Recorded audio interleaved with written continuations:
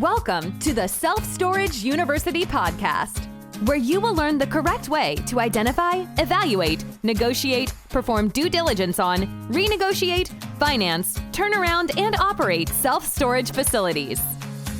And now, here is your host, a partner in one of the largest real estate portfolios in the U.S. with nearly $1 billion of holdings, Frank Rolfe.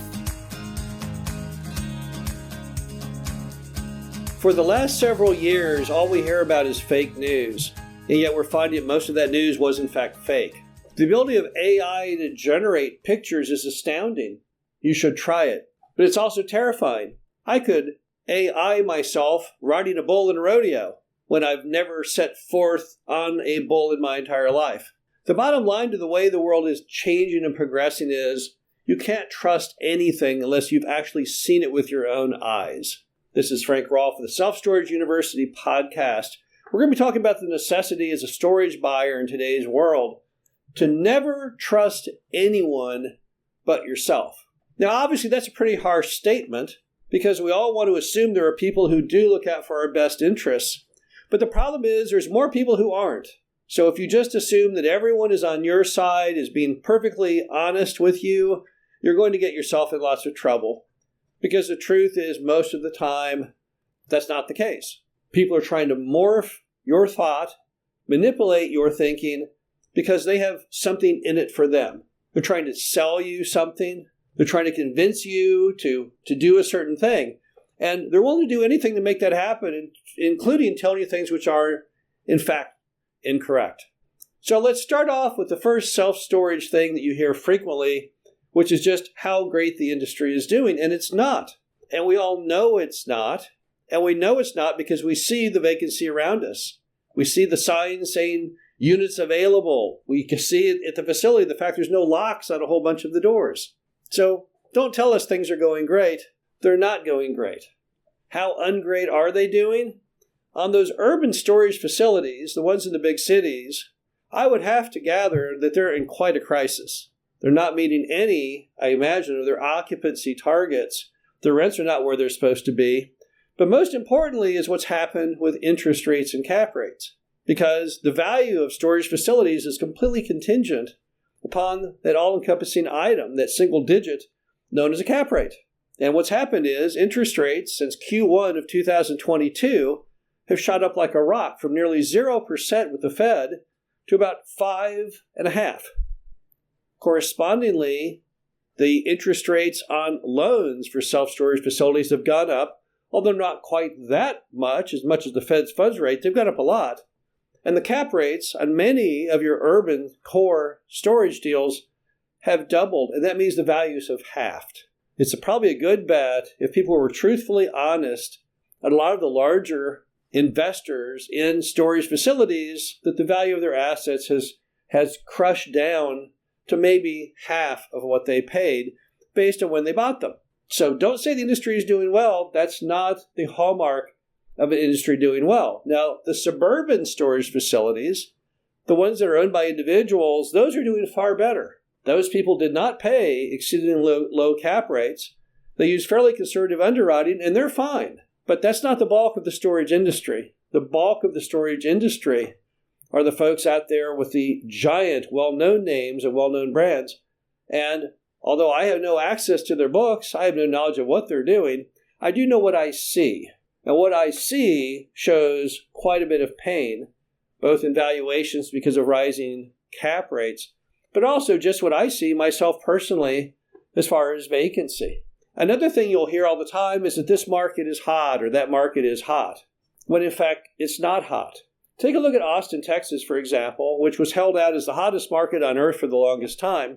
It's not even the hottest market in Texas anymore. Fort Worth is now deemed to be a hotter market than Austin. What happened? Massive overbuilding, among other issues. And then just people kind of got tired of Austin. It kind of lost its glamour to some degree. People started to leave, and the demand for storage kind of started to decrease. Why do people tell you markets are hot? Well, they tell you markets are hot typically because they want you to overpay or pay more to own a storage facility in those markets, but you can't trust them because, again, they're trying to sell you something. If someone told me, oh my gosh, Oklahoma City is the hottest storage market in America, I'm going to think, well, I guess it probably means this guy's trying to sell me something in Oklahoma City because I don't believe that it is. And again, this all comes back on your belief in yourself and forming your own opinions and having the ability to ignore people if what they tell you does not align with what you think.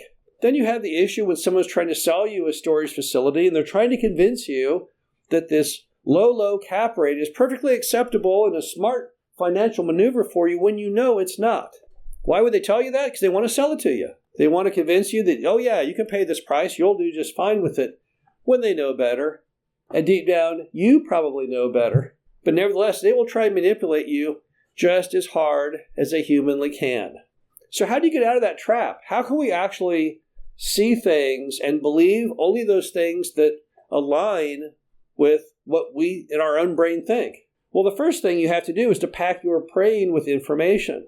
That's how AI originates, is they have to pack it with a gazillion one-off decision-making lesson learned items for it to be able to write letters, write reports, make decisions, things like that. So we have to pack it with all the different factoids that allow you to make smart conclusions.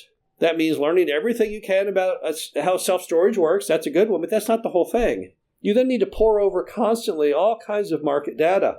Read lots of articles, read lots of books. It doesn't have to be just based on storage. It can be on any other kind of asset type.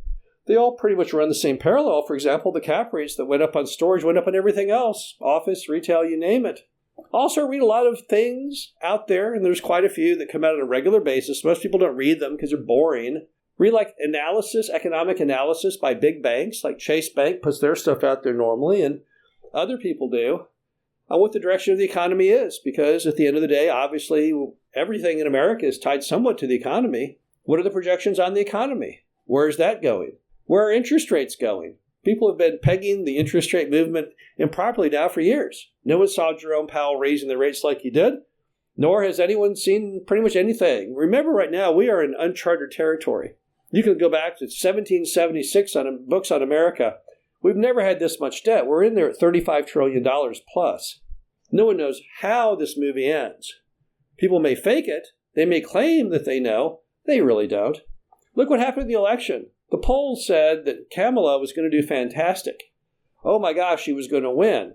Or it was going to be the closest race ever, like an NFL game decided by a field goal with 2 seconds to go. How'd that election actually go? Well, I don't know if you qualify anything today as a landslide, but it was pretty close if it wasn't. So the pollsters had it completely wrong. And that's what's happening right now is people make all kinds of projections and comments. They write articles, they give speeches, they declare things with 100% certainty when in fact they don't have a clue. And that's what necessitates you being the sole decision maker. To be a good caretaker of your investment money requires you to stay current, to stay timely. You have to do the work. You have to do the homework. Warren Buffett, when he started Berkshire Hathaway, what he was known for is he would sit upstairs in a room and he would read everybody's public annual report of every public company, all of them. He would read 8, 10, 12 hours a day, every day. Did he like to read that much? I don't know. I don't really know Warren Buffett. But I do know, to me, it seems awfully darn boring. But nevertheless, he did it because he needed that financial information to make smart decisions. Consequently, a guy that read all the time ended up with the highest annual rate of return in stock market history. Was it strictly because of his knowledge? Well, it certainly helped. So as we start this new year off, I think it's very important that all of us realize that we can't really trust anything anymore. I think we all learned that over the last several years from the news. But on top of that, we have to take the necessary effort to forge good decisions. You need to educate yourself and constantly re-educate yourself. You need to not let a day go by without reading and learning and listening. That's the only way you can make good decisions when you have clarity of the action to take based on your best thoughts. This is Frank Rolfe, the Self-Storage University Podcast. Hope you enjoyed this. Talk to you again soon.